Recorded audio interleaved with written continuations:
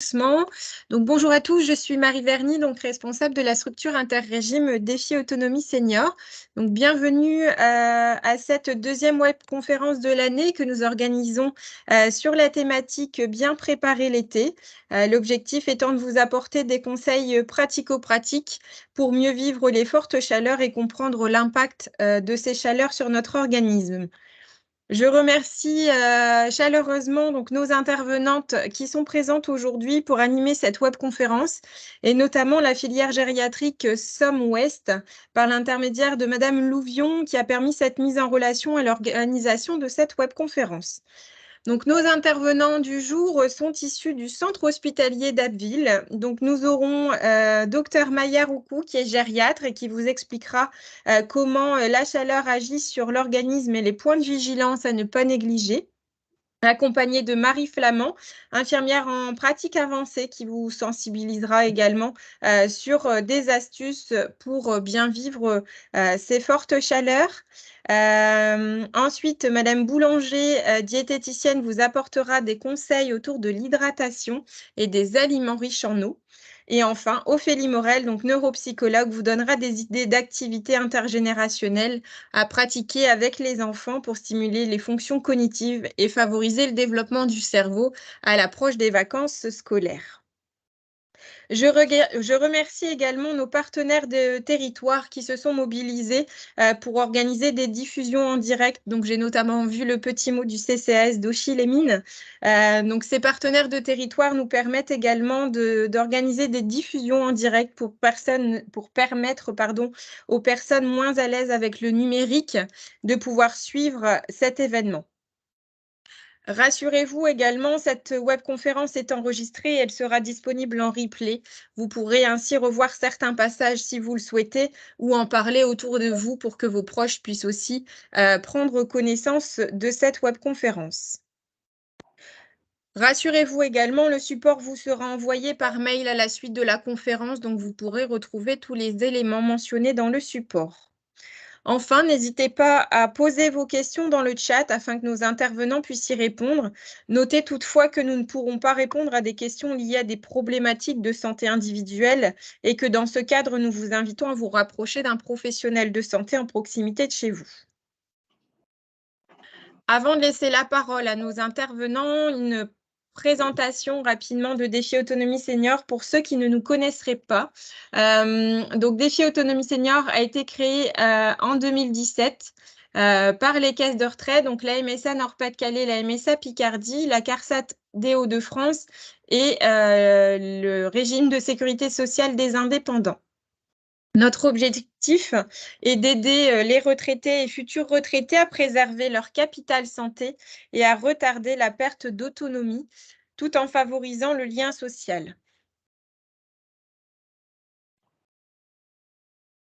Nous avons également des partenaires financiers qui nous soutiennent, à savoir la CAMIEG, l'IRCANTEC et la CNRACL, qui sont d'autres caisses de retraite et des caisses complémentaires.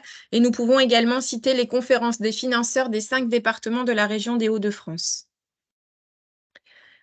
Défi Autonomie Senior a pour mission de déployer gratuitement sur les Hauts-de-France des actions de prévention, d'éducation à la santé, du bien vieillir et toute action visant à préserver l'autonomie des seniors.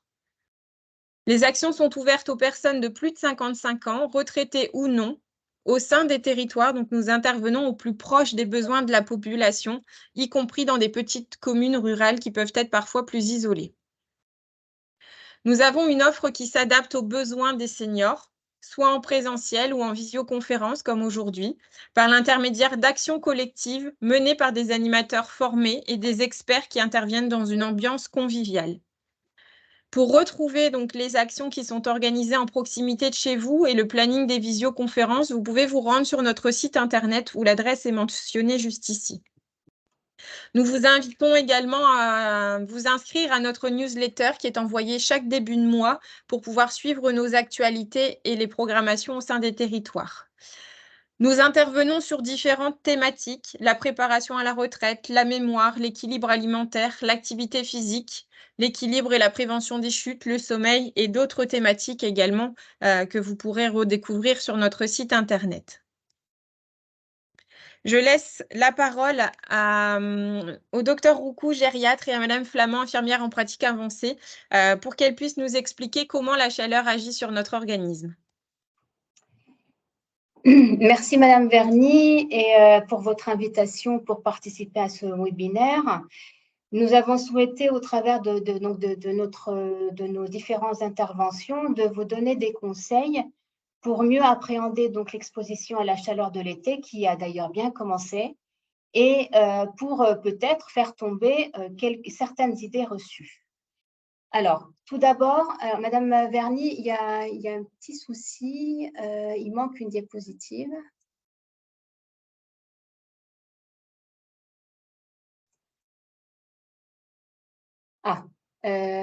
Alors, c'est la suivante. Il y a eu un petit échange.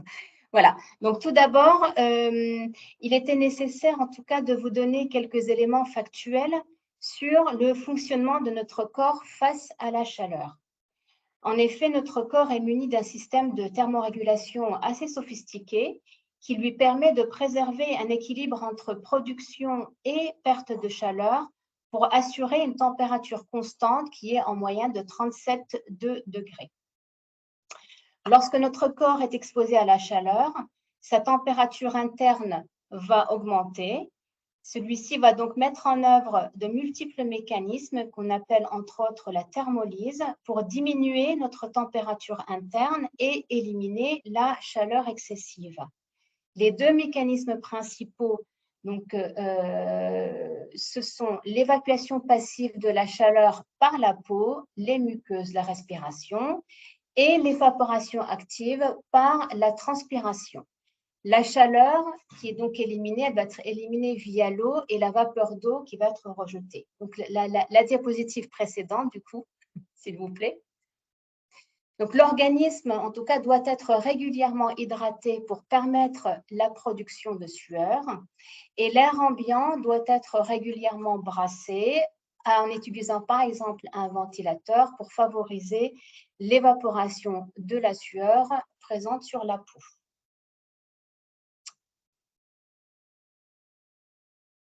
Alors, dans les informations de santé publique, vous entendez régulièrement que dans la population générale, certains sont considérés à risque de développer des complications suite à l'exposition à la chaleur, en particulier les personnes âgées. Mais pourquoi donc cette population elle est considérée comme un risque? Parce que l'avancée en âge s'accompagne de modifications de certains mécanismes de régulation et de ce fait, une réduction de capacité à s'adapter à la chaleur. Notre organisme sait nous alerter pour qu'on s'adapte à notre environnement. En effet, lorsqu'on a chaud, que faisons-nous? On va chercher l'ombre, un espace plus aéré ou enlever des couches de vêtements. Or, ce mécanisme de perception de la chaleur va diminuer avec l'âge et on ne pourra pas parfois percevoir précocement que notre corps souffre de la chaleur. Ensuite, avec l'avancée en âge, notre capacité de transpirer et donc d'éliminer l'excédent de chaleur diminue. La sensation de soif, qui automatiquement nous incite à aller boire, va diminuer avec l'âge de façon physiologique. Donc, si on ne s'astreint pas à s'hydrater régulièrement, on peut facilement se déshydrater. Avec l'âge, la dilatation des vaisseaux sanguins superficiels qui vascularisent notre peau et qui aident à chasser l'excès de chaleur diminue également. Diapositive suivante. Donc, d'autres mécanismes, on observe donc d'autres mécanismes. En effet, le rein, qui est un organe qui sert à filtrer le sang et à éliminer les toxines du corps et les toxines qui sont générées par certains médicaments et à garantir un équilibre entre l'eau du corps et les minéraux, diminue. Avec l'âge aussi, on est plus susceptible de développer des maladies chroniques comme la tension, les maladies cardiovasculaires, les maladies pulmonaires ou autres. Et lorsque l'organisme est soumis à des circonstances particulières, en fait, on peut plus facilement être à risque de décompenser certaines maladies chroniques. La prise de certains médicaments peut aussi augmenter l'effet de la chaleur ou gêner en tout cas l'adaptation du corps à la chaleur. Message important, surtout ne pas s'automédiquer sans avoir recours à l'avis de votre médecin, d'une part. Et d'autre part, on sait que certains médicaments ont une certaine condition de conservation et à la chaleur, on doit faire attention à la conservation de certains médicaments lors des situations exceptionnelles de chaleur. Diapositive suivante. Alors, après avoir vu un peu de théorie, on va maintenant voir ce qu'on peut mettre en pratique et je passe la parole à Madame Flamand. Bonjour à toutes et à tous. Donc moi, je suis Marie Flamand. Je travaille au centre hospitalier d'Abbeville en tant qu'infirmière. Je suis actuellement, j'ai repris mes études pour un master d'infirmière en pratique avancée que je suis en train de finir là dans les mois qui viennent. Et je croise les doigts. J'espère que ça va aller. Donc, nous allons, après cette partie très théorique, pouvoir essayer de donner quelques conseils pour pouvoir se prémunir de la chaleur pour cet été. Alors, comment on peut aider l'organisme à réguler sa température? Alors, en étant chez soi, profiter de la nuit pour créer des courants d'air dans le logement au moment où les températures sont plus fraîches à l'extérieur pour bien faire sortir la chaleur emmagasinée pendant la journée. La journée, on peut bien sûr fermer les volets, les rideaux et les stores sur les façades qui sont le plus exposées au soleil. En fait, c'est beaucoup de bon sens, de choses que vous connaissez déjà probablement, mais on pensait que c'était important de pouvoir vous le redire. Et puis, bien sûr, éviter d'utiliser des appareils électriques chauffants comme le four. Ce n'est pas bien sûr le moment de faire son pot-au-feu mijoter pendant 5 heures. De faire des plats plutôt frais, mais ça, c'est une partie qui sera abordée tout à l'heure par notre diététicienne, Madame Boulanger. On peut passer à la diapo suivante. Ensuite, donc ça, c'est à l'intérieur de sa maison. Ce qu'on peut faire quand on sort, en fait, éviter bien sûr de sortir aux heures les plus chaudes. Donc, on évite de sortir entre midi et 16 heures, qui sont le moment où le soleil donne le plus. On essaye, quand on sort, de porter un chapeau pour pouvoir faire de l'ombre au-dessus de sa tête, de mettre des vêtements amples, de couleur claire. Et bien sûr, on n'oublie pas la protection solaire, c'est important. Les rayons UV, même chez nous en Picardie, donnent bien. Et même d'ailleurs, quand il y a un petit peu de nuages, de bien penser à utiliser une bonne protection solaire pour pouvoir éviter les effets néfastes des UV. Et si on le peut, pouvoir se rendre aussi dans les espaces climatisés, comme par exemple aller au cinéma, aller dans les espaces, les supermarchés, par exemple, qui sont climatisés, de plus en plus le sont, pour pouvoir permettre de sortir quand même, mais dans des endroits qui restent au frais. Pour se rafraîchir, quand on est chez soi, on peut prendre régulièrement des douches tempérées, éviter quand même autant que possible les douches froides pour que la différence de température ne soit pas trop importante, ce que l'organisme n'aime pas beaucoup. Et si on peut éviter de se sécher, même si ce n'est pas très agréable, ce qui permet en fait, lors de l'évaporation de l'eau, de pouvoir faire partir la chaleur en fait, du corps. C'est très schématique ce que je vous dis, mais ça ressemble un petit peu à ça.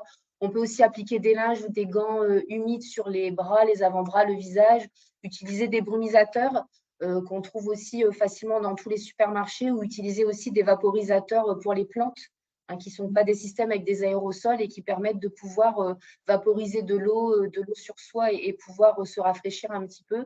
Et puis, quand on est climatisé ou quand on monte dans sa voiture, si elle est climatisée, adapter la température, la régulation de la température à la température extérieure. Et là, on l'a beaucoup entendu ces jours derniers dans les médias, dans les informations, d'essayer de la régler à 26 degrés, d'une part pour des raisons économiques, mais d'autre part aussi pour des raisons physiologiques, qu'il n'y ait pas non plus trop de différence de température entre l'extérieur et l'endroit où on se trouve en fait.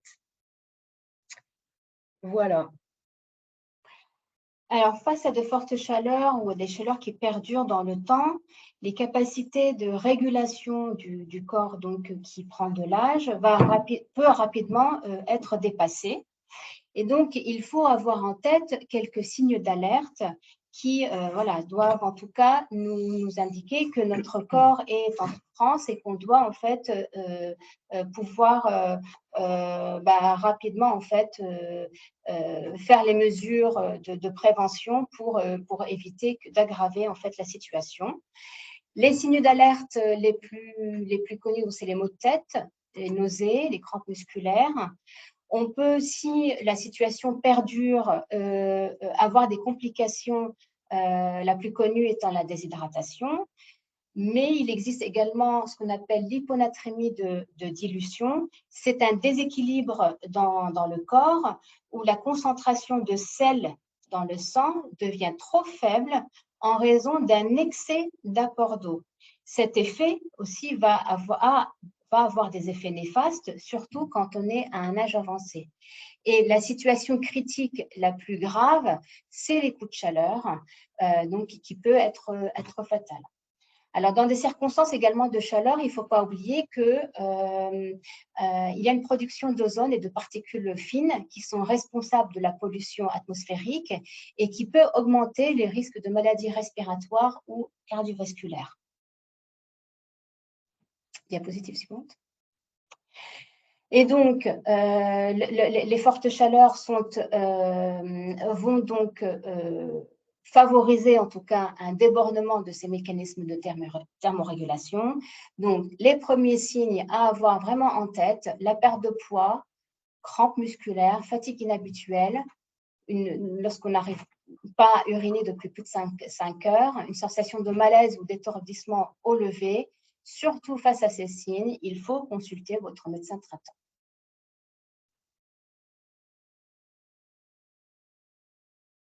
Ah oui, on a pensé que c'était important aussi de pouvoir faire un petit point d'information parce qu'on sait bien que vous êtes aussi parfois les aidants de personnes fragiles autour de vous. Et on a pensé que c'était important de rappeler que pendant les fortes chaleurs, c'était important d'être vigilant à son entourage et de pouvoir conserver des liens sociaux. Et que si vous étiez proche aidant de personnes âgées fragiles, c'était quelque chose d'important de pouvoir garder à côté du téléphone, sur un petit papier, les coordonnées des personnes, des autres personnes en fait qui gravitent autour de cette personne fragile, comme la famille à prévenir, le médecin traitant, les coordonnées de l'auxiliaire de vie, des organismes en fait qui viennent prendre soin de la personne, des services de soins, et puis aussi de pouvoir rendre l'accès facile aux documents importants comme les ordonnances, les comptes rendus médicaux, les résultats d'analyse, pour qu'en cas de besoin, on puisse les retrouver facilement. Parfois, quand les choses s'aggravent un petit peu, on est un petit peu perdu, et le fait d'avoir rassemblé là ces documents tout à côté du téléphone, ça permet de pouvoir gérer la situation plus facilement. C'est diapo suivante. Alors maintenant, on va vous donner aussi la main pour pouvoir rendre cette conférence dynamique. On a travaillé avec les intervenants des petites questions. Alors, je vais vous indiquer un petit sondage qui va s'afficher à l'écran pour que vous puissiez y répondre. Alors, si vous ne le voyez pas apparaître, rassurez-vous, vous pouvez toujours apporter la réponse dans la conversation, comme quand vous souhaitez poser une question. Alors, la première question: quel est le meilleur moment de la journée pour sortir par temps de chaleur? Est-ce tôt le matin ou tard le soir? Est-ce en milieu de journée? Est-ce peu importe le moment de la journée ou est-ce l'après-midi? On vous laisse quelques petites minutes pour répondre et puis ensuite on aura la réponse qui s'affichera.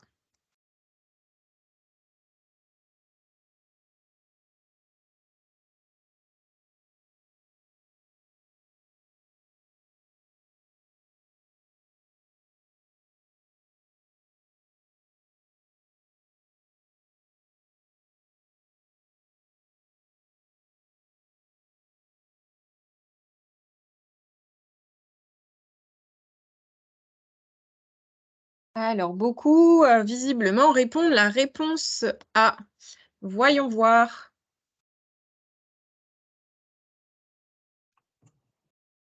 Je vous laisse réagir, Docteur Roucou et Madame Flamand. Oui, bah, comme on l'a, bien sûr, c'est du bon sens, hein, on vous l'avait déjà dit, mais effectivement, les températures, on sait que habituellement, elles sont un petit peu plus fraîches le matin et aussi le soir. Ça peut être la nuit aussi pour les noctambules, hein, si vous voulez sortir la nuit, profitez-en. Ce sera le bon moment pendant l'été d'en profiter. Tout à fait. Donc voilà, de pouvoir profiter des températures un petit peu plus fraîches. Mais encore une fois, c'est du bon sens, hein, c'est des choses vraisemblablement que vous savez tous déjà et ça fait plaisir d'ailleurs d'avoir une population qui est bien au fait de toutes ces bonnes résolutions. Alors, passons maintenant à la deuxième question.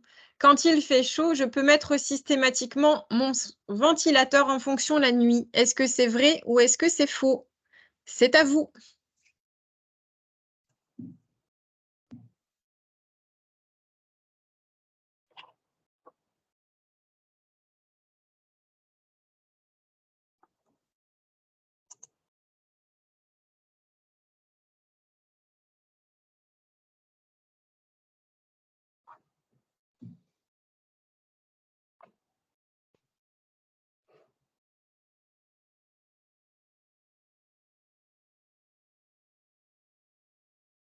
Alors, les réponses sont mitigées entre vrai et faux. La réponse est faux. Pourquoi? En effet, c'est faux parce qu'en fait, il faut éviter de laisser les ventilateurs toute la nuit car d'une part, ça assèche les muqueuses et d'autre part, ça favorise le brassage et la diffusion dans l'air des acariens et des pollens qui se sont diffusés, qui se sont déposés à la journée. Donc, et en plus, lorsqu'on a ventilé en fait sa maison en fin de journée, c'est largement suffisant en fait pour avoir vraiment cet air brassé en fait la nuit. Merci. Passons maintenant à une autre question. J'ouvre systématiquement mes fenêtres dans la journée pour aérer. Est-ce que c'est vrai ou est-ce que c'est faux? C'est à vous.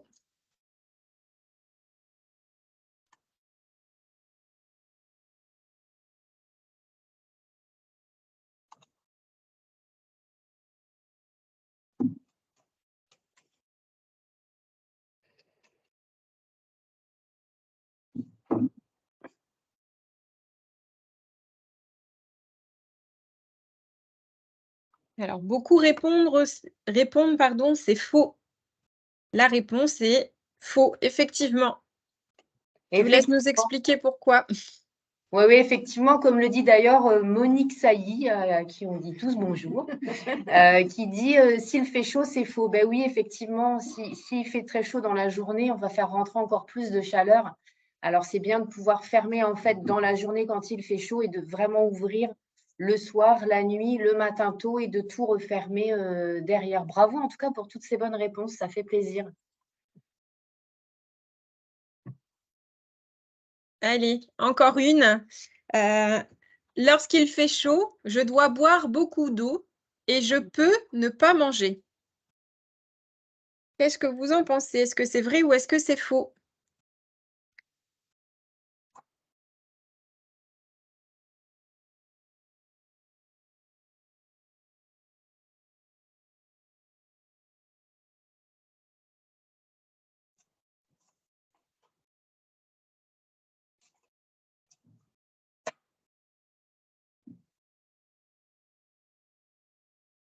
Alors, visiblement, on a pas mal de réponses qui nous disent faux.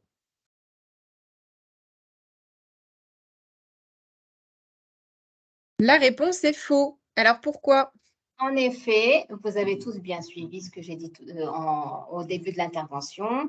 Donc, il faut en effet qu'il y ait un équilibre entre l'apport en eau et l'apport en minéraux, en particulier le sel, parce que le risque, si on apporte trop d'eau, donc l'apport en eau qui doit être, j'ai vu une question hein, sur quelle est la consommation d'eau qu'on doit avoir, donc c'est 1,5 litre d'eau par jour, mais il faut y associer en fait un apport en minéraux et en particulier en sel pour essayer de garder l'équilibre entre l'eau et le sel et d'éviter des complications comme ce qu'on a, j'ai expliqué tout à l'heure, l'hyponatrémie de dilution qui peut avoir des effets très néfastes sur l'organisme. Et si je peux me permettre d'intervenir, docteur Roucou, en fait, la sueur ne contient pas que de l'eau. Elle contient de l'eau et des minéraux. Et en fait, quand on transpire beaucoup, on ne perd pas que de l'eau, on perd des minéraux, notamment du sel. Et c'est pour ça qu'il est important de boire pour compenser cette perte d'eau par la transpiration, mais aussi de pouvoir y adjoindre une alimentation riche en minéraux, même si elle est légère, comme l'a dit encore Monique Sailly, que je ne connais pas, mais qui a fait ce petit commentaire, il faut manger léger et frais. Ben oui, c'est exactement ça, en fait, pour pouvoir continuer d'apporter un petit peu de minéraux, un petit peu de sel surtout. C'est important. Alors, c'est l'occasion de répondre à quelques questions. Donc, docteur Roucou, vous avez déjà répondu à la première qui était combien de litres d'eau devons-nous boire dans la journée? On a une deuxième question qui est de citer des exemples de médicaments qui augmentent les effets de la chaleur.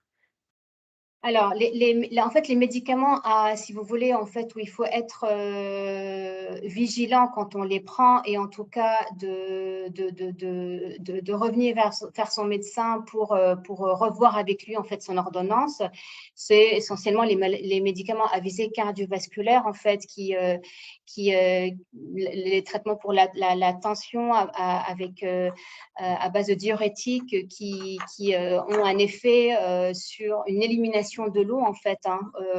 Et donc, ça, ce sont des médicaments qu'il faut réajuster, en tout cas réadapter régulièrement lorsqu'on est surtout en forte chaleur avec son médecin. On ne le fait pas soi-même, mais on revient vers son médecin pour revoir avec lui en fait un réajustement de son traitement.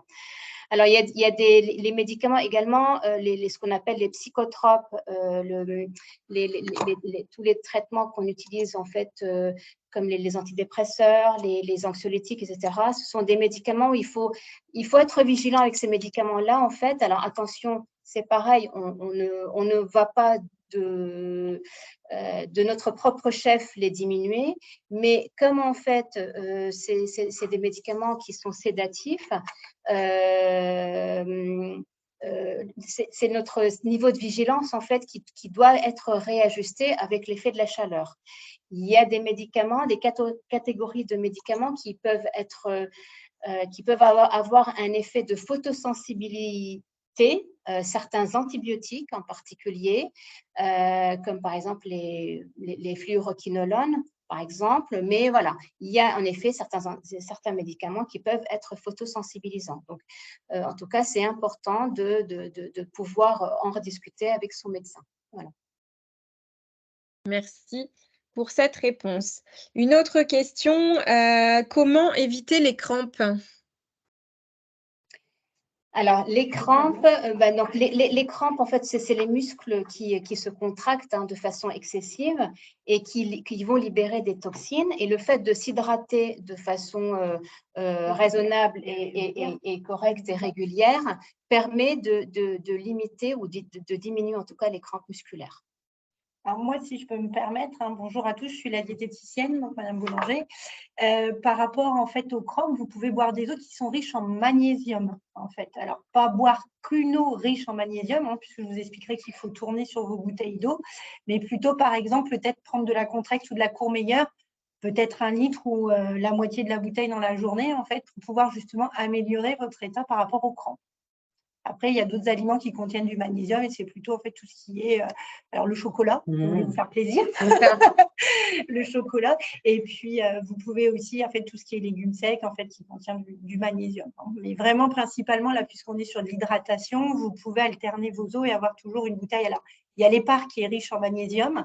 Le problème, c'est que l'épar pour les reins, on ne peut pas boire que cette eau-là. Et donc, du coup, en fait, parfois, le magnésium peut aussi provoquer des douleurs abdominales. Donc, en fait, il faut en prendre avec parcimonie. C'est pour ça que je vous dis, la Contrex, c'est un bon compromis. Elle est un petit peu moins riche en magnésium, ou même la Courmayeur. Et en fait, du coup, ça vous permet d'apporter justement ce que vous avez besoin pour le magnésium. Mais par contre, il faut vraiment, vraiment boire de façon régulière, en fait, pour éviter les crampes. Et surtout, dès que vous faites de l'activité. Si vous marchez longtemps, il faut penser à vous hydrater tout au long de votre marche ou de votre activité physique. Merci Madame Boulanger. Vous pourrez compléter effectivement les propos sur l'hydratation dans la prochaine partie. Et une dernière question. Il paraît qu'il faut éviter les gommages en été. Qu'en est-il? Alors, pourquoi les gommages en été? Alors là, c'est une question de je ne sais pas. Ben, je pense que les gommages, en fait, sont quand même… C'est ça, le risque, c'est d'assécher la peau. Et la peau, en fait, c'est un organe qui est essentiel et qui est une véritable barrière qui nous protège, en fait, de notre environnement extérieur. Et en tout cas, le gommage, il peut, en fait, exfolier trop la peau. Et du coup, la peau ne jouerait pas à ce moment-là, en fait, son rôle vraiment de barrière, de protection. Merci pour cette réponse. Je vous propose qu'on passe désormais la parole à Madame Boulanger, qui va pouvoir nous expliquer l'importance de l'hydratation. Alors, donc du coup, pour vous parler de l'hydratation, l'hydratation dit eau, donc je pense qu'il faut qu'on vous parle en fait que notre corps est composé d'eau. Hein, ça, je pense que vous le savez tous. Donc, petit rappel, en fait, la proportion d'eau n'est pas la même si on est un homme ou une femme. Encore une différence. Voilà, donc la composition en eau du corps, en fait, chez les hommes, elle est à 60% et chez les femmes, elle est à 50%. Cette eau dans notre corps, elle est répartie tout autour de nos muscles ou de nos organes. Et du coup, il est important que vous sachiez en fait que c'est le poumon qui en contient le plus.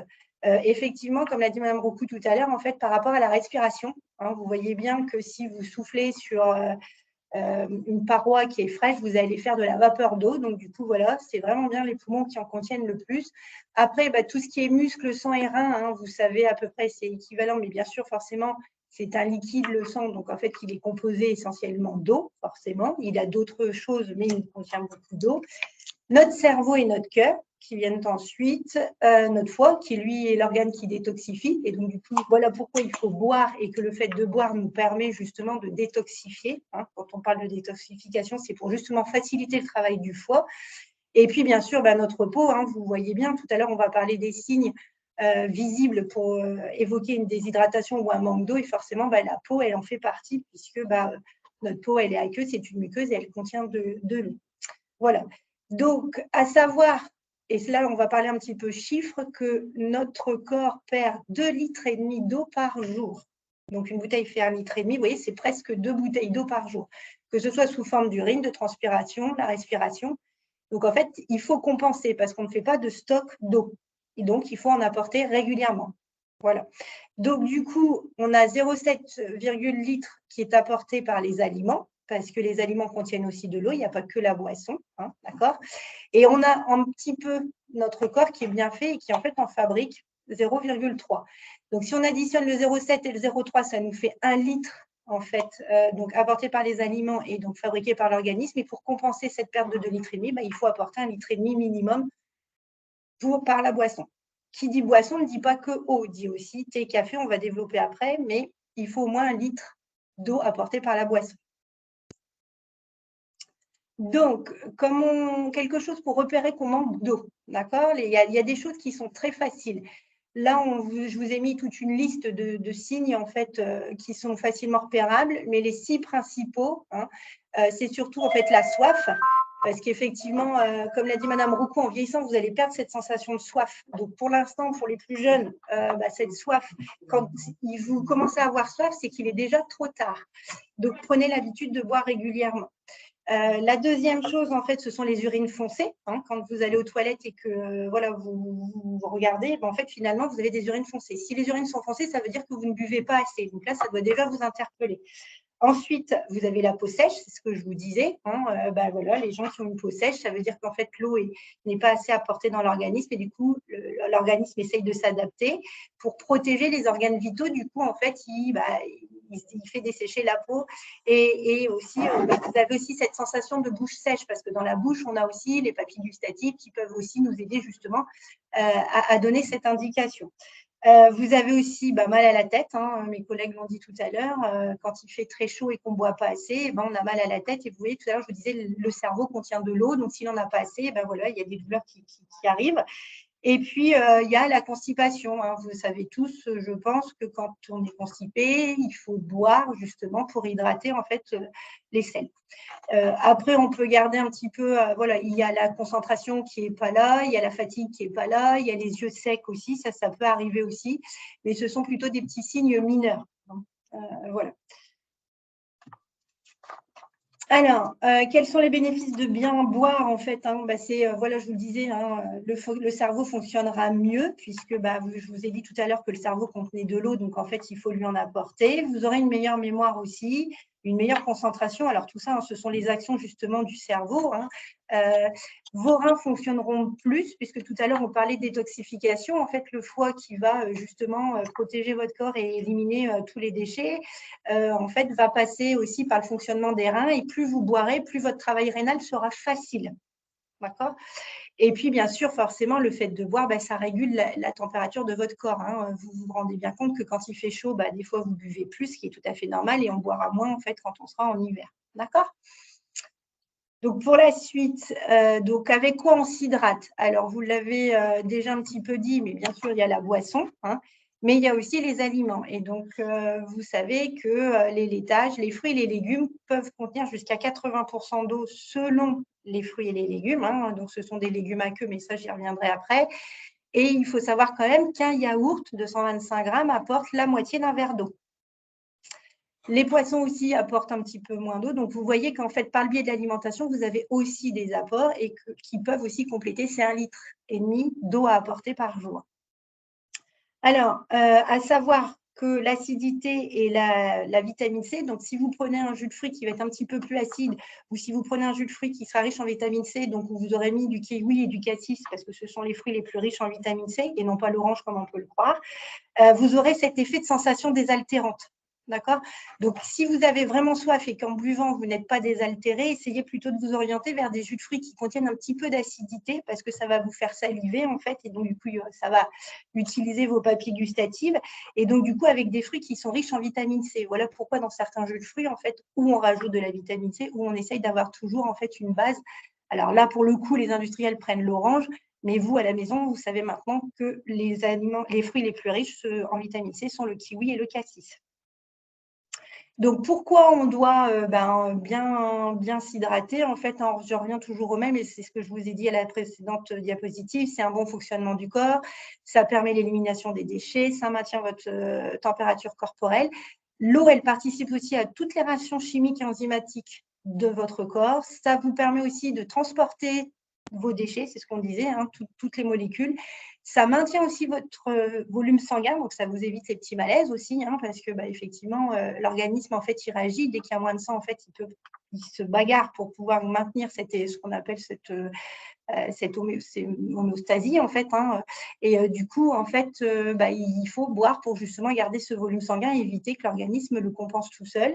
Ça maintient aussi la salive qui vous permet de vous aider dans la digestion, puisque la digestion commence aussi par l'enrobage des aliments par la salive. Donc, c'est important que vous ayez une salive. Et puis, bien sûr, forcément, et ça, tout le monde le sait, en fait, ça diminue la constipation, puisque si vous ne buvez pas assez, vos selles ne vont pas être hydratées, votre transit ne va pas avancer, et du coup, vous risquez justement la constipation plus ou moins au long cours. Donc, la question qui doit vous interpeller, c'est combien par jour? Alors, il y a une règle très simple. Normalement, c'est un verre de 200 millilitres ou de 20 centilitres pour 10 kg de poids corporel. D'accord? Donc, si vous faites 80 kg, en fait, ça vous fait 4 verres de 20 centilitres. D'accord? Mais ce qui est sûr, c'est que le minimum à prendre, c'est 6 verres de 20 centilitres par jour. D'accord? Ça, c'est le minimum. Ensuite, à température ambiante, pas glacé, pas froid, parce que si vous faites glacer, votre corps va compenser la descente de température pour la mettre à température ambiante, enfin à la température du corps à 37 degrés pour pouvoir bien digérer. Donc, du coup, en fait, vous allez mettre en route des mécanismes dont vous n'avez pas besoin. D'accord? Et si c'est trop chaud, l'organisme va aussi réguler et du coup, vous allez transpirer. Donc, ce n'est pas le but du jeu parce qu'en fait, vous allez boire, mais vous allez encore à nouveau perdre de l'eau. Donc, ce n'est pas du tout ce qu'on vous demande, ce que vous devez faire. Je vous ai mis une petite idée des différents contenants parce que parfois, on ne se rend pas compte. Un verre classique, c'est 125 millilitres. Un mug, quand on dit qu'on boit un mug de café, c'est quand même 100 millilitres. Donc, si vous buvez de café, déjà, vous avez l'équivalent d'un verre de 20 centilitres. Les bols, en général, c'est 250 millilitres. Alors, même s'ils ne sont pas à rabord, mais souvent, on a 200 millilitres. Les grands verres, qu'on peut vendre, qu'on peut trouver en jus de fruits, c'est 200 millilitres et une assiette de soupe, c'est 300 millilitres. Voilà, pour les conditionnements. Donc, je vous ai dit tout à l'heure, au minimum, vos 6 verres de 20 centilitres. À savoir quand même qu'il faut 1 litre, il faut jamais dépasser 5 litres par jour. Hein. Tout à l'heure, Madame Roucou en parlait en disant qu'en fait, si on buvait trop, on allait diluer. Eh bien, sachez qu'effectivement, si vous diluez, vous ferez des malaises et que 5 litres, c'est vraiment beaucoup pour l'organisme. Donc, vous ne devez jamais boire plus de 5 litres par jour. Sinon, vous devez consulter un médecin. Mais par contre, vous avez le droit d'augmenter vos apports d'1 litre par jour à condition qu'il y ait de la fièvre. Et là, normalement, vous devez rajouter 200 millilitres en plus par degré au-dessus de 38. D'accord? Donc, si vous faites 39, vous devez rajouter un verre supplémentaire. L'activité physique, c'est ce qu'on disait tout à l'heure. Quand vous faites de l'activité physique, vous transpirez, donc vous perdez de l'eau. Et pour éviter les crampes et pour faciliter justement en fait, la détoxification, il faut que vous buviez au cours de l'exercice. S'il fait chaud, forcément, vous devez augmenter vos apports. S'il y a une pathologie, alors, je dirais ponctuelle, comme la diarrhée ou les vomissements, sachez qu'à chaque fois que vous vomissez ou que vous avez la diarrhée, en fait, vous perdez de l'eau. Donc, il faut en apporter. Je vous ai dit tout à l'heure qu'en fait, l'organisme ne savait pas trop la fabriquer, ou très peu. Il faut en apporter puisqu'il n'y a pas de stockage. S'il y a un chauffage trop élevé, comme vous a dit Marie, un chauffage trop élevé, s'il fait trop chaud, ça revient à une canicule. En fait, il faut continuer, il faut boire un peu plus. Et puis, si vous baissez votre appétit, c'est-à-dire que si vous mangez moins, il faut boire plus. Pourquoi? Parce que je vous ai dit tout à l'heure que les aliments apportaient de l'eau. Et donc, du coup, vous compensez cet équilibre. Et si vous mangez moins, vous mangez moins d'aliments, moins d'apport d'eau. Donc, du coup, il faut compenser par la boisson. Donc, en général, on vous dit de boire, parce que peut-être que c'est la question que vous poserez en dehors pendant les repas. Logiquement, vous devez boire pendant le repas. Hein, ça vous permet justement de faciliter la digestion, d'apporter de la salive. Par contre, si on a un petit appétit ou si pour raison X, Y, on n'a pas faim, on boira plutôt en dehors des repas. D'accord? Et en petite quantité pour éviter de surcharger le travail rénal. Alors, quels sont les fruits les plus riches en eau? Alors, vous voyez que ce sont plutôt les fruits à jus, hein, les fruits à queue. La melon, le pastèque, hein, même s'ils vous paraissent sucrés au goût, comme il y a beaucoup d'eau, en fait, ces sucres sont dilués et du coup, ils sont moins riches en sucre qu'une pomme, par exemple, qui peut être plus dense, en fait. Hein. Donc, là, le melon, la pastèque, les fraises, les pêches, les oranges, les cerises. À partir du moment où vous avez un fruit juteux, hein, qui peut être, vous voyez, une pomme, c'est beaucoup moins juteux qu'une orange ou qu'une pêche. Ce sont des fruits beaucoup moins aqueux, en fait. Hein. Donc, c'est surtout ces fruits à jus, en fait, où il faut que vous favorisiez. L'équilibre alimentaire nous dit 2 à 3 fruits par jour. Vous pouvez manger 2 à 3 fruits par jour sans problème et vous aurez un apport d'eau. En ce qui concerne donc les légumes riches en eau, c'est pareil, ce sont les légumes en fait qui contiennent de l'eau et qui sont aqueux, et ce sont ceux quand on fait cuire en fait où il y a de l'eau qui s'évapore. D'accord? Donc vous pouvez penser que ces fruits-là contiennent de l'eau. Donc on a surtout en fait la tomate, la courgette, ça je pense que vous savez, la laitue, hein, la salade qui est riche en eau, le concombre forcément, puisque vous voyez bien que quand vous mettez du sel, vous le faites dégorger. Donc vous voyez bien qu'en fait ça rend de l'eau. Donc cette eau qu'elle rend, c'est l'eau qui est constituée dans l'aliment.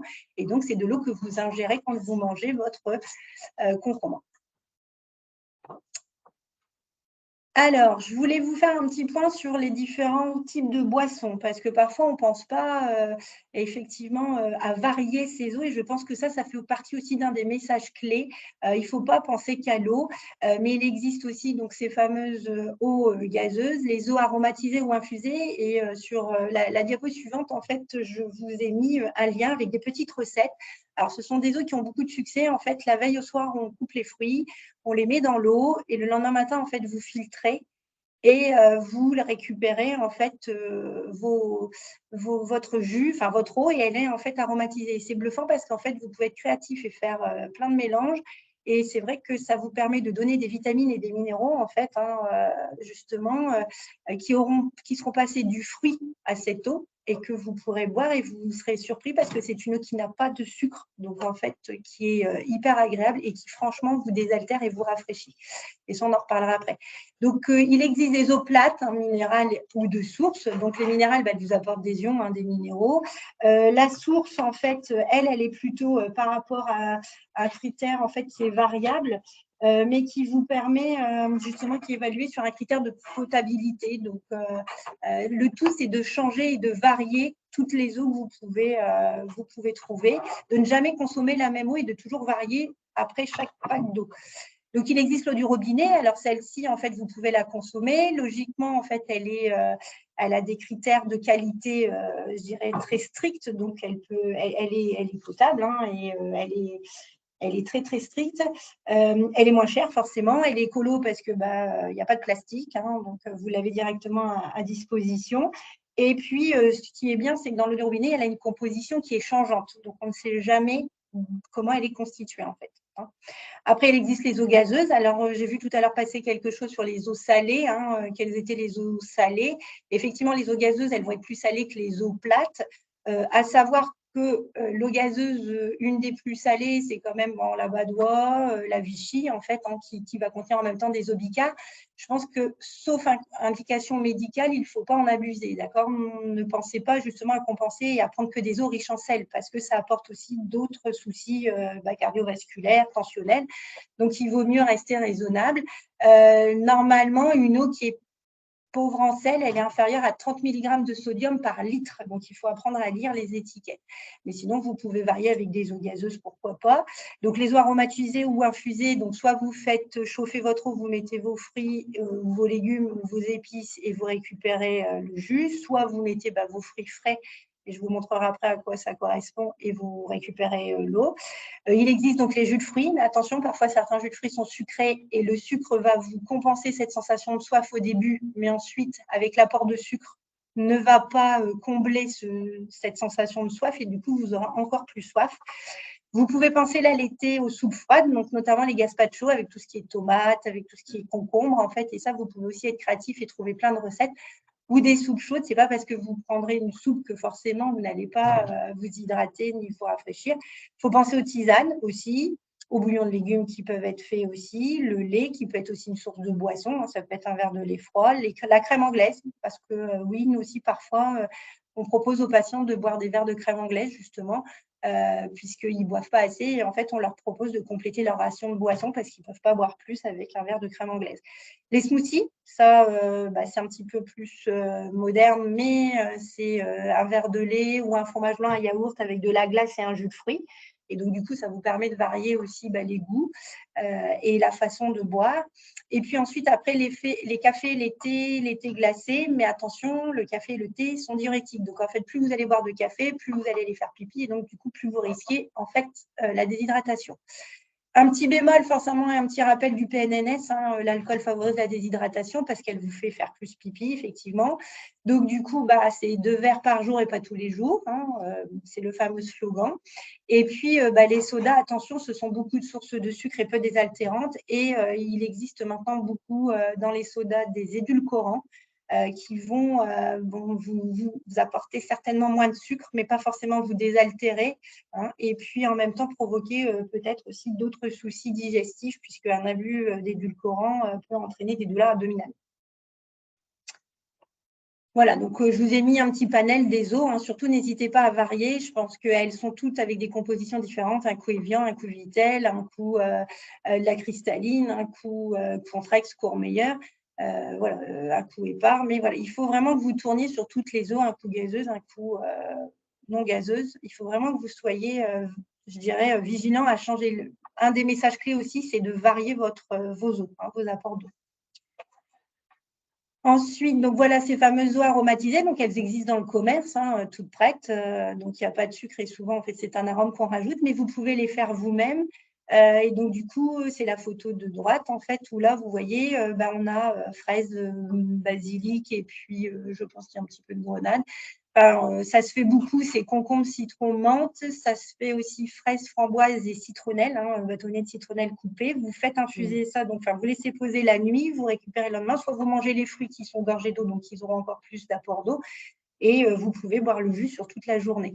En général, ça fait sensation. On a déjà eu l'occasion de faire une rencontre au mois de décembre et la population qui a eu ces petites recettes, en fait, a été très enchantée. Donc, on vous a mis du coup le lien pour que vous ayez le cahier de recettes, mais vous pouvez être créatif et essayer toutes les recettes que vous voulez.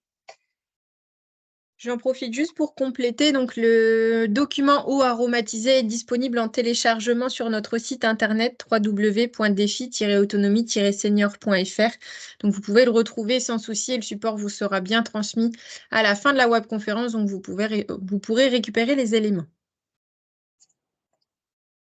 Alors après, je crois que j'ai fait un petit, voilà, une petite diapo qui vous explique aussi certaines personnes ne peuvent plus prendre l'eau sous leur forme liquide, hein, en fait, et ni les boissons. Donc, du coup, en fait, on a ce qu'on appelle l'eau gélifiée, en fait. Et ça peut arriver. Donc, ce n'est pas parce qu'on ne peut plus boire d'eau, parce qu'on fait des fausses routes ou parce qu'on s'étrangle. L'eau des aliments ne sera pas suffisante. Et donc, du coup, on peut gélifier, en fait, la boisson. Donc, l'eau avec du sirop ou même un jus de fruits. Et donc, du coup, ça nous permet justement de continuer à garder une hydratation correcte pour les patients.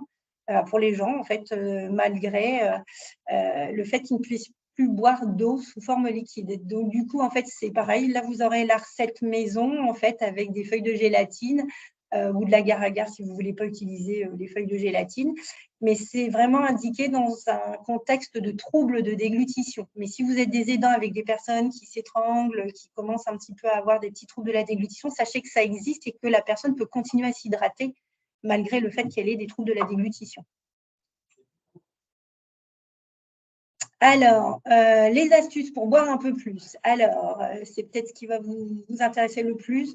Celle qu'on dit le plus, c'est d'apprendre une bouteille et donc, du coup, d'écrire au crayon ou au feutre, en fait, un laser, de la laisser, donc, du coup, à disposition et de se dire, bah voilà, il y a 8 heures, je dois être là, à 9 heures, je dois avoir bu ça, à 10 heures, je dois avoir bu ça. Et donc, le litre et demi, il est séparé à peu près en 7-8 heures. Et du coup, en fait, vous vous gendarmez à essayer de respecter votre boisson et de respecter votre timing.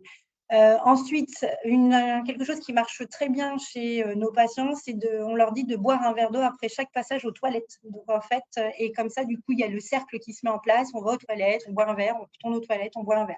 Et du coup, c'est incroyable comment vous arrivez à boire la quantité d'eau.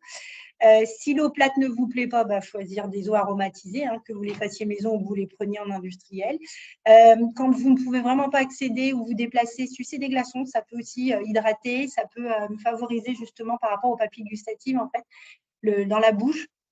Attention aux glaces, hein, si c'est des crèmes glacées style vanille, chocolat, c'est plutôt sucré, donc ça ne va pas vous rafraîchir.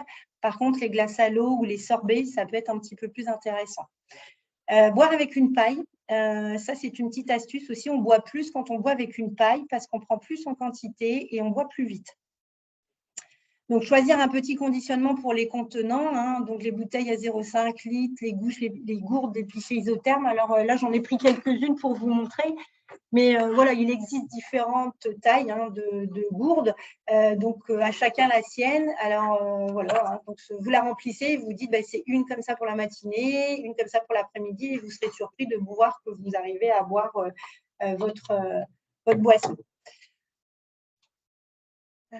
Donc, mettre en évidence hein, sur votre paillasse ou sur votre table un verre ou une carafe à portée de main pour penser justement à boire régulièrement. Si vous ne voulez pas être embêté la nuit, vous buvez jusqu'à 19 h en fait. Et ensuite, hein, donc vous répartissez votre boisson plutôt sur le matin et sur le début d'après-midi. Et puis, à partir de 19 h, vous ne buvez plus. Et donc, vous verrez que vous vous lèverez moins la nuit pour aller aux toilettes. Et puis, j'ai découvert, en fait, si vous êtes connecté, des applis sur les smartphones, en fait. Donc, une qui concerne, en fait, à chaque fois, en fait, enfin, toutes les trois, elles concernent donc votre suivi pour votre boisson. Et vous devez rentrer votre poids. On vous dit par rapport à votre poids combien vous devez boire par jour. Et donc, du coup, vous devez rentrer ce que vous buvez. On vous dit si vous avez bien bu ou pas ce qu'il faut sur la journée. Et du coup, vous avez en même temps le suivi.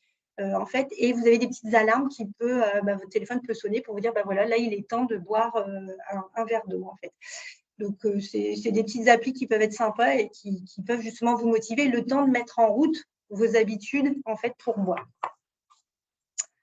Voilà. Et puis ensuite, donc si je reprends donc les messages d'aujourd'hui, en fait, hein, il y en a 6, hein, comme les 6 signes de déshydratation, mais c'est 6 verres au minimum de 20 centilitres par jour. Surtout de varier vos apports d'eau, que ce soit de la boisson ou que ce soit des aliments riches en eau, de la diversifier aux plates, aux gazeuses, aux aromatisées, café, thé, gazpacho, enfin voilà, soupe. De penser à boire toute la journée. On ne boit pas qu'à un seul moment, on boit tout au long de la journée.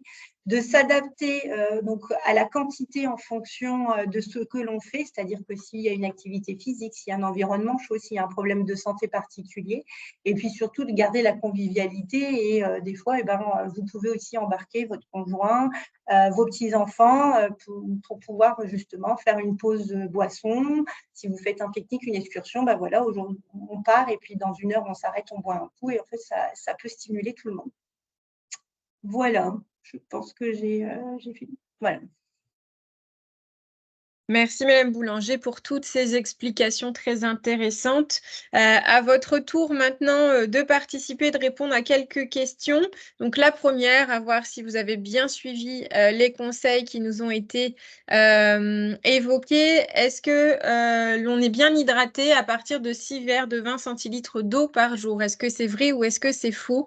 On vous laisse répondre dans l'encadré qui s'affiche ou pour ceux qui ne le voient pas, vous pouvez toujours répondre dans la conversation.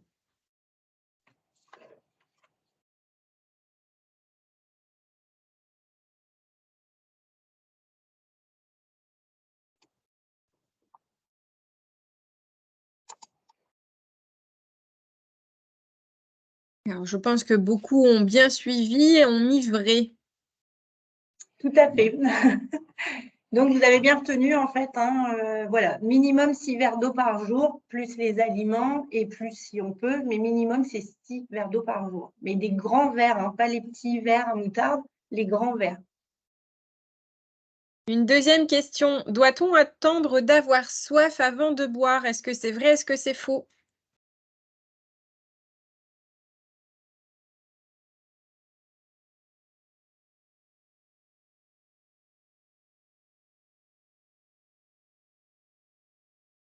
Alors, la même chose, je pense que beaucoup ont bien suivi et nous disent faux. Voilà, tout à fait. En fait, il ne faut vraiment pas attendre. C'est pour ça qu'il faut que ce soit régulier. Pensez-y, soit toutes les heures, soit vous faites sonner vos applications, soit vous l'avez à portée de main, soit à chaque fois que vous allez aux toilettes. Mais effectivement, il faut vous conditionner parce qu'en vieillissant, cette sensation, vous allez la perdre. Et du coup, vous n'y penserez plus. Et c'est là où vous risquez justement de vous mettre dans un état de déshydratation. D'accord? Donc ça, il faut vraiment que ça devienne une habitude, que ça fasse partie de vos habitudes quotidiennes dans la journée. En plus, à savoir que le matin, quand vous vous levez, si vous buvez un verre d'eau à jeun, vous mettez en route les métabolismes, vous détoxifiez et vous hydratez de la nuit, puisque la nuit, vous n'avez pas bu. Donc, en fait, le corps continue à perdre de l'eau même la nuit. Il ne perd pas de l'eau que dans la journée. Et donc, du coup, le fait de boire un verre d'eau le matin avant de le petit déjeuner, ça vous permet de mettre en route tout ça. Donc, c'est très important. Une autre question, les légumes et fruits, le lait et les laitages sont-ils des aliments riches en eau? Est-ce que c'est vrai ou est-ce que c'est faux?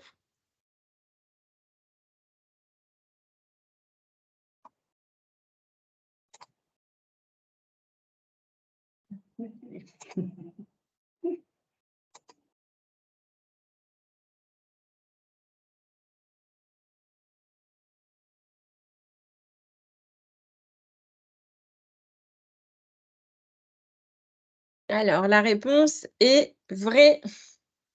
Effectivement, en fait, avant, on avait tendance à ne penser qu'il n'y avait que la boisson qui apportait de l'eau. Et en fait, maintenant, on essaye de combattre ce préjugé. Effectivement, les légumes et les fruits, je vous ai dit tout à l'heure, 80% d'eau et le lait aussi. Donc, du coup, voilà, les laitages, en fait, ça peut vous apporter beaucoup d'eau en plus de la boisson que vous pouvez boire, surtout si vous ne buvez pas beaucoup.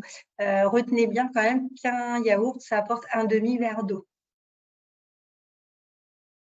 Et enfin, donc, dernière question, doit-on boire en dehors des repas? Est-ce que c'est vrai ou est-ce que c'est faux?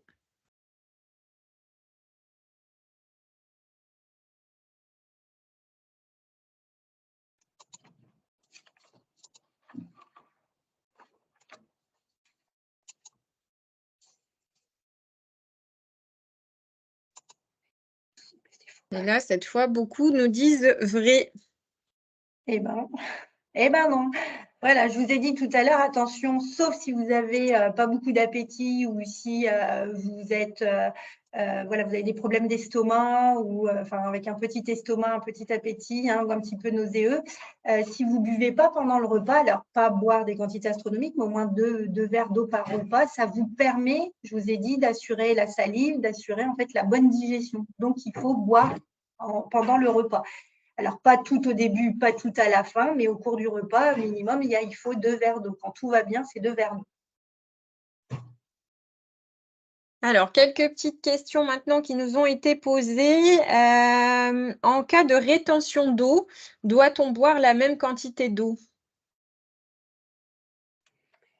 Alors là, en fait, tout dépend de la cause en fait de la rétention d'eau, parce qu'il peut y avoir plusieurs causes médicales en fait à la rétention d'eau.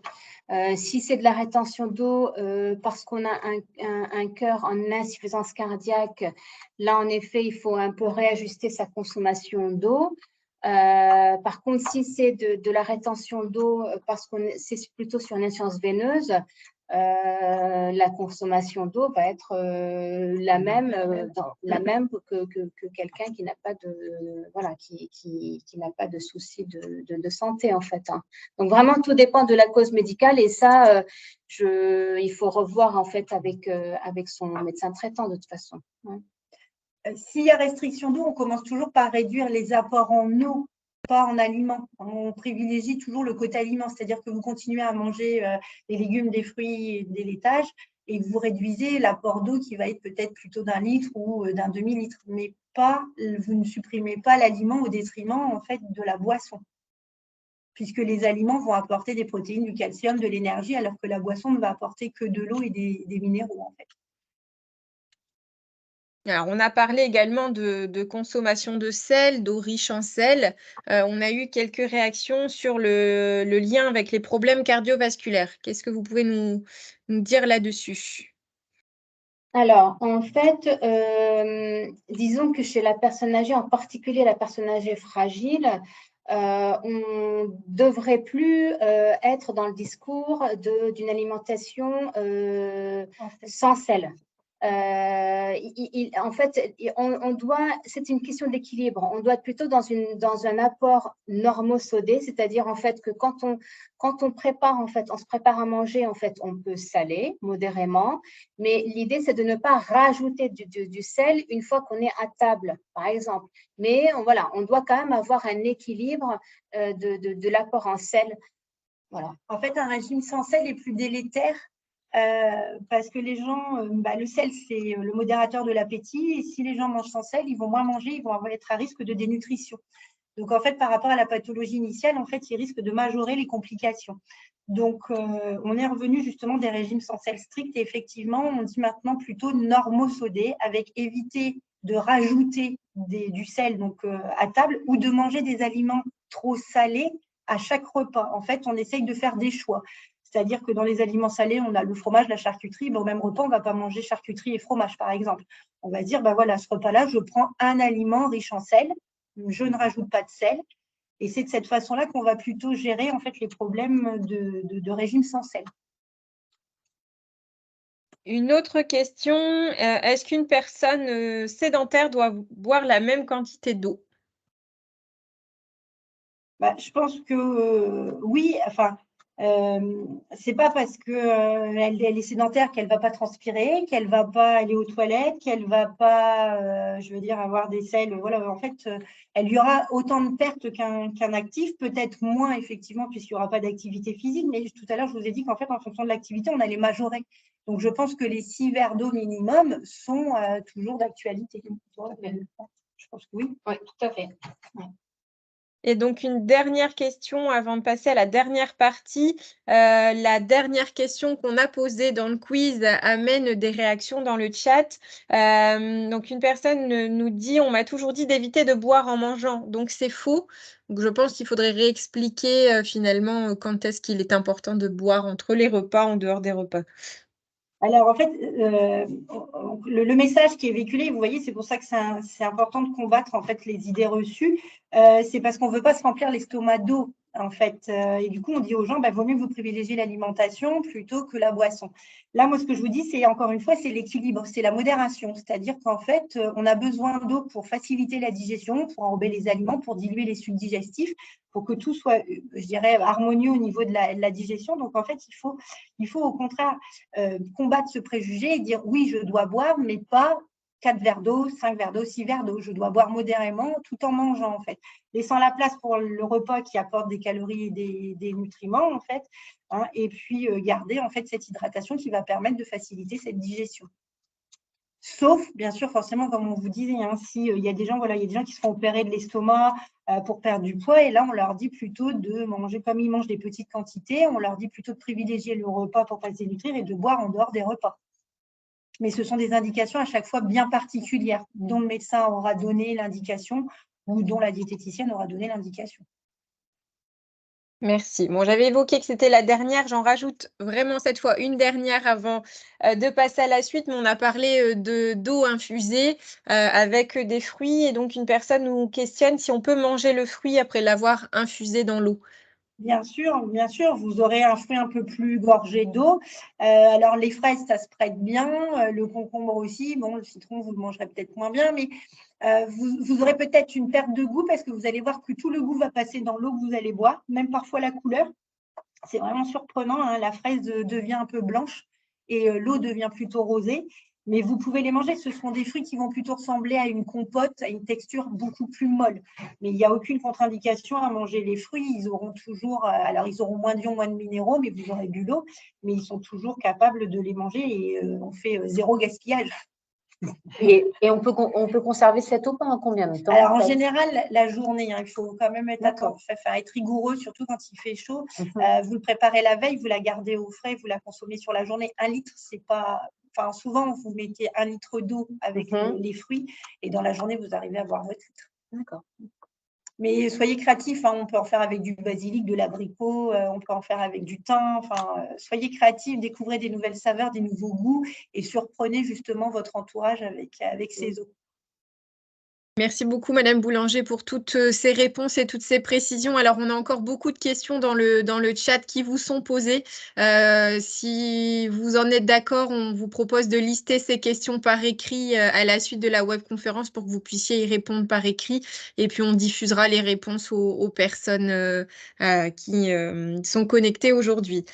Je passe désormais donc la parole à Madame Morel, neuropsychologue, qui va nous expliquer ce qu'est la stimulation cognitive et puis nous donner des idées d'activités à réaliser avec les enfants pour justement stimuler le cerveau et puis favoriser le développement du cerveau chez le jeune enfant.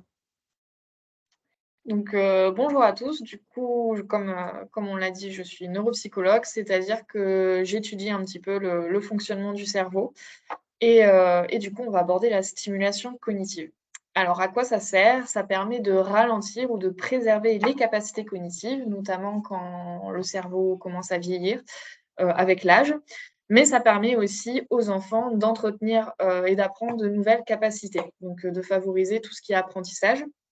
La stimulation cognitive chez la personne âgée, ça permet aussi de rompre l'isolement si ces activités sont effectuées avec l'entourage, les enfants, les voisins. Et elle permet de stimuler plusieurs fonctions cognitives. Donc, on a d'abord au niveau du cerveau le langage qui permet en fait d'échanger avec les personnes, de trouver nos mots, comme là actuellement ce que je suis en train de faire. Ça permet aussi de comprendre l'autre. La stimulation cognitive, on peut faire travailler aussi la mémoire, comme on connaît tous. Donc, on a la mémoire récente sur les faits récents, donc les dernières actualités, ce que vous avez fait la veille, ce que vous avez mangé la veille, par exemple. Ou la mémoire un peu plus ancienne, qui peut par exemple être liée aux souvenirs, donc les souvenirs, les dates de naissance, et puis ce que vous avez pu vivre dans votre jeunesse, ou les enfants à l'école. Il y a les fonctions exécutives, donc on en a plusieurs groupes. Je vais simplifier en disant que c'est un peu tout ce qui est stratégie, qui nous permet aussi de nous adapter, de nous organiser ou nous planifier au quotidien. Donc, au quotidien, ce serait par exemple quand vous faites la cuisine, de passer d'une tâche à une autre. Ça peut être aussi quand vous êtes en train de planifier un rendez-vous, de pouvoir s'organiser au niveau des affaires. Et enfin, on a la cognition sociale, qu'on parle un petit peu moins. C'est une capacité qui nous permet de comprendre l'autre, comprendre ses émotions, comprendre ce qu'il veut dire, l'ironie, etc., et ce qu'il peut ressentir. Et en même temps, ça permet aussi de se faire comprendre, donc de faire passer la bonne émotion ou le bon message à son entourage. Donc, comment on peut faire la stimulation cognitive? Alors, On peut faire travailler le cerveau par les échanges. Donc, quand vous êtes en train d'échanger avec votre famille, vos amis, votre entourage, vous faites travailler malgré tout parce que vous abordez en fait justement ce que vous avez fait au quotidien. Vous faites travailler également le langage parce qu'en même temps, on parle et on essaye de trouver ces mots, on essaie de parler d'un sujet. Donc, en même temps, il faut avoir le vocabulaire pour parler de ce sujet. Donc, j'encourage vivement, en tout cas, cet été, de pourquoi pas appeler des personnes que vous n'aurez pas pensé à appeler, juste pour pouvoir un petit peu échanger. Et puis, en même temps, ça fera travailler votre mémoire et votre langage à vous et à l'interlocuteur. Donc, que du bien. Après, il y a aussi les activités physiques ou loisirs.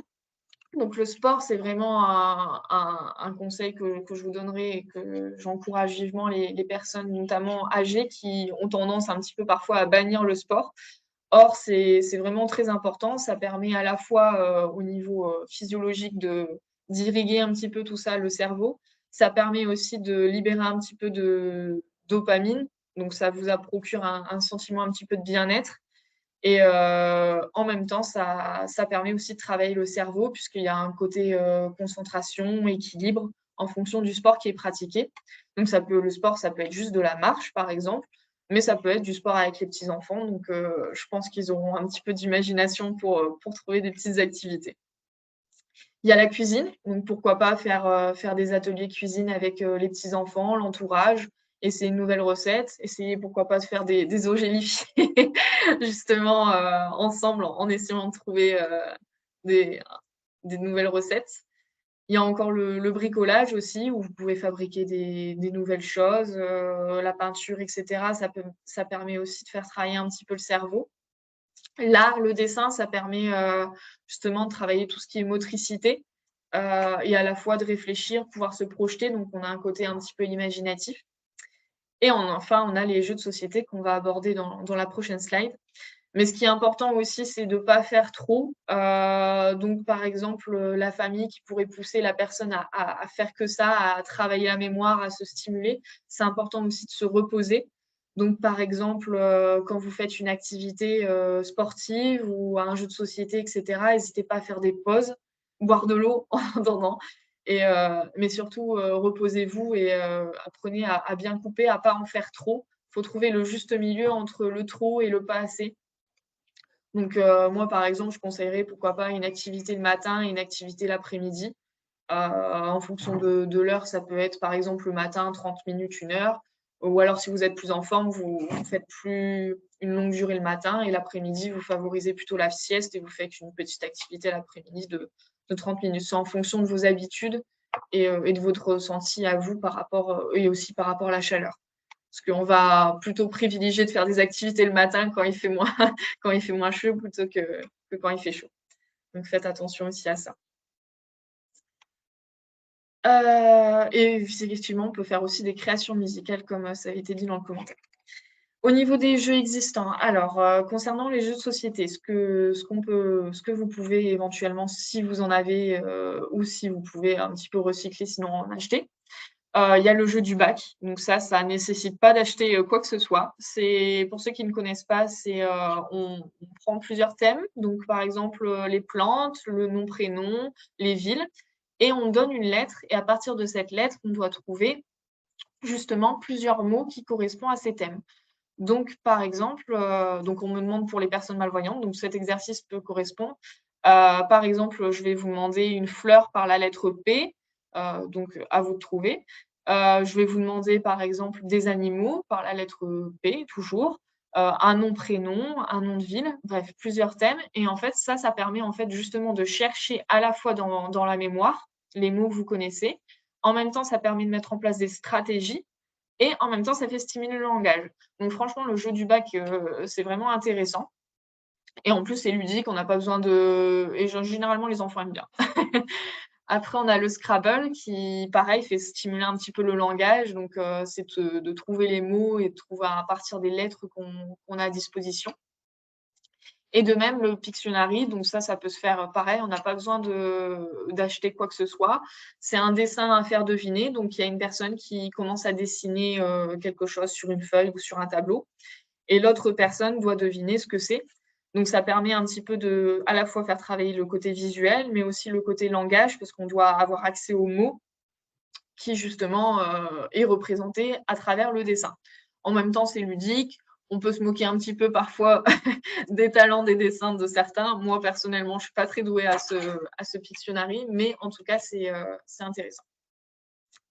Pour la mémoire, on a le memory, qui est justement, en fait, c'est des sortes de cartes qu'on retourne et on doit former des paires à partir de ça.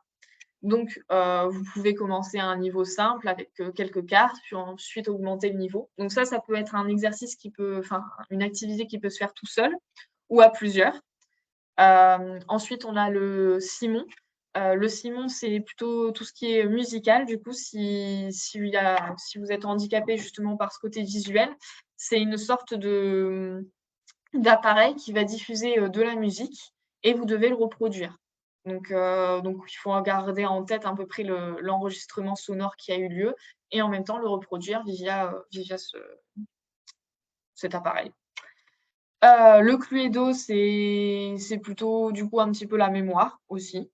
Je ne vais pas tous les détailler. L'auto des odeurs et des sons, honnêtement, je l'ai testé et je le conseille. C'est vraiment très, très stimulant parce que quand on est une personne âgée, on ne sent plus forcément certaines odeurs et ça permet un peu de remettre ça en mémoire, des odeurs qui font appel parfois à des souvenirs de voyages, etc. Et ça permet aussi d'échanger à propos de ça. C'est-à-dire que vous allez sentir par exemple une odeur de vanille ou une odeur de fleurs, etc. Et ça va par exemple vous faire rappeler un souvenir, un voyage. Et en même temps, on peut échanger par rapport à ça. Donc, je le conseille vivement. Et ça peut être aussi tout simplement des petits quiz qu'on a justement dans le Brain Box. Donc, c'est des exercices, c'est des sortes de questions sur des cartes qui abordent plutôt la culture générale et qui fait appel par exemple à nos mémoires et à ce qu'on a appris. Les fonctions exécutives, donc tout ce qui est stratégie. Donc, il y a le jeu du dada. Je pense que pas mal de personnes connaissent un petit peu. C'est le cheval où on lance les dés et on doit avancer le cheval. Donc, ça fait un petit peu appel aux stratégies pour pouvoir battre l'autre et justement pouvoir gagner la partie. Les jeux de cartes, n'importe lesquels. En tout cas, ça, pareil, il faut réfléchir. Il faut mettre en place des stratégies pour justement réussir et gagner. Parce que l'objectif, c'est de gagner parfois. En tout cas, pour les petits-enfants. Il y a le Monopoly, qui, pareil, dans le côté un peu plus gestion, planification, organisation, on est un peu plus vraiment dans tout ce qui est stratégie, organisation. Il y a le Uno. Alors, il y a une version du Uno Flip qui est intéressant et qui permet plutôt de faire travailler le côté passer d'une tâche à une autre.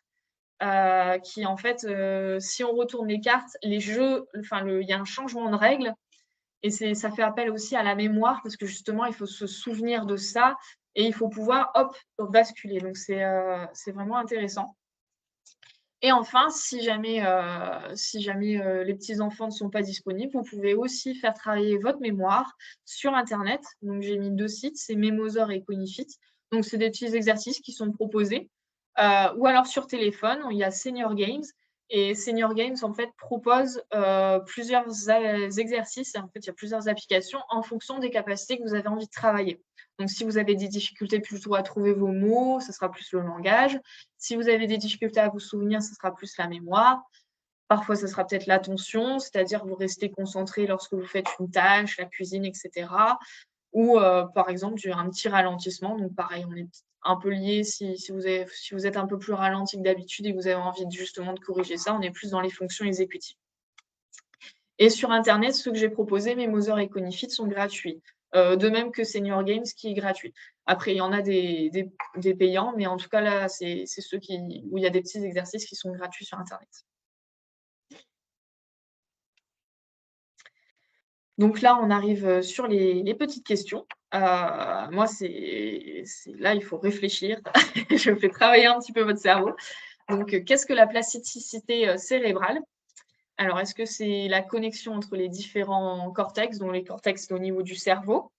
Est-ce que c'est la capacité au cerveau à se réorganiser par rapport aux apprentissages, c'est-à-dire qu'il y a un mélange qui se fait à partir de l'apprentissage, ou est-ce que c'est plutôt lié, par exemple, à l'entraînement, où le cerveau se réorganise à partir de l'entraînement? Alors, vous n'avez pas forcément la réponse, parce que la plasticité en plus cérébrale, on n'en parle pas beaucoup. Je pense que c'est un terme que vous ne connaissez pas. Mais essayez peut-être de vous baser sur le mot plasticité, qui peut un petit peu aiguiller. Alors, pour ceux qui répondent dans le chat, hein, pour simplifier, vous pouvez mettre A, B ou C pour ceux qui n'ont pas l'encadré qui s'affiche. Parce que sinon, ça fait long à écrire.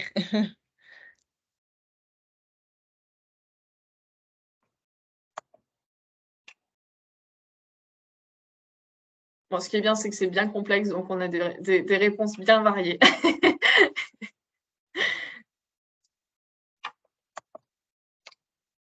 Alors, on a beaucoup de fois la réponse C et la réponse B.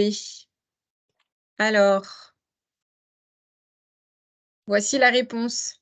Alors, le piège, c'est que j'en avais deux réponses. Moi aussi, je suis une petite chipie. Du coup, c'est la capacité en fait au cerveau à se réorganiser. En fait, la plasticité cérébrale, c'est ce qu'on apprend quand, par exemple, notamment là où on le représente le plus, c'est lorsqu'il y a des AVC. C'est qu'il y a une fonction, par exemple, qui est altérée. En fait, le cerveau va se réorganiser, va faire appel à une autre partie du cerveau pour compenser. Et ça, c'est possible par l'apprentissage. Donc, c'est ce qui se passe en fait justement quand les enfants apprennent à l'école. Il y a le cerveau qui se réorganise et qui commence à se maturer. Et en même temps, ça se passe aussi avec l'entraînement, où par exemple, si vous commencé à avoir des difficultés de mémoire ou de langage, en faisant travailler, il y a par exemple parfois peut-être une autre zone du cerveau qui va prendre le relais par rapport à cette mémoire ou à ce langage et qui du coup va vous aider à pallier à ça. Et du coup, c'est ça qu'on appelle la plasticité cérébrale. Ça a lieu du coup quand on fait de la stimulation cognitive, quand on apprend à l'école ou quand on pratique des activités diverses et variées. Alors, une nouvelle question. Est-ce que selon vous, le cerveau est un muscle? Vrai ou faux?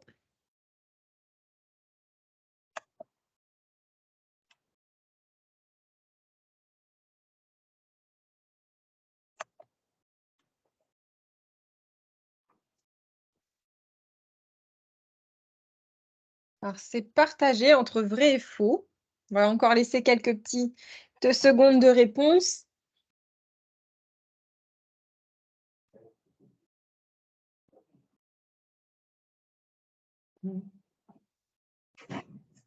Alors, la réponse est faux. Pourquoi? Alors, du coup, le cerveau, à proprement parler, ce n'est pas un muscle. C'est un organe, en fait. Je pense qu'on peut dire que c'est un organe. Hein. Ouais, c'est un organe. Mais on peut, dans son fonctionnement, ça peut faire penser justement à un muscle. C'est-à-dire qu'on peut l'entraîner, etc., comme un muscle. Mais si on l'arrête, si on arrête de travailler, ça ne va pas être comme un moulet qui va gonfler, etc. Il va pas s'arrêter totalement. Mais disons qu'il se comporte un peu comme un muscle, c'est-à-dire qu'on peut l'entraîner, etc. On peut justement le stimuler. Mais à un moment, il y a des limites dans le fait justement de faire travailler la mémoire. C'est qu'à force ou du langage ou peu importe, c'est à force de le faire travailler, on ne va pas avoir des capacités extraordinaires saumon. Mais ça se comporte comme un muscle, c'est-à-dire qu'on peut l'entraîner, mais en même temps, ce n'est pas un muscle. Donc, on n'appelle pas proprement, c'est pour ça qu'on dit on ne va pas muscler son cerveau. En général, on parle plus de stimulation cognitive parce qu'on est plus dans l'entretien justement d'un organe ou autre plutôt que réellement dans le fait de muscler, entre guillemets. On est plus dans l'entretien en fait du cerveau plutôt que réellement de muscler et de le surdévelopper. C'est plus un entretien qu'on fait plutôt qu'un surdéveloppement. Voilà. Je pense que on peut bien résumer comme ça. Alors, la mémoire commence-t-elle à décliner à partir de 25 ans? Est-ce que c'est vrai ou est-ce que c'est faux?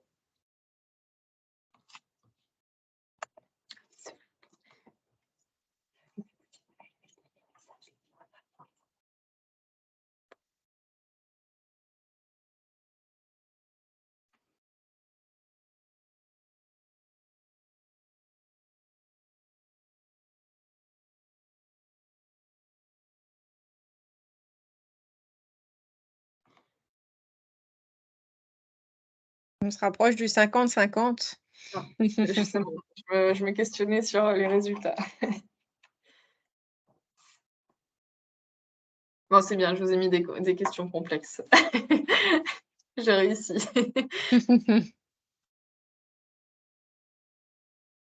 On va peut-être pouvoir apporter la réponse. La réponse est faux. Ouais, la réponse est faux. La mémoire ne commence pas à décliner à partir de 25 ans, voire à 50 ans, on estime qu'il y a peut-être certaines capacités qui diminuent avec l'âge et c'est pour ça qu'on conseille d'entraîner.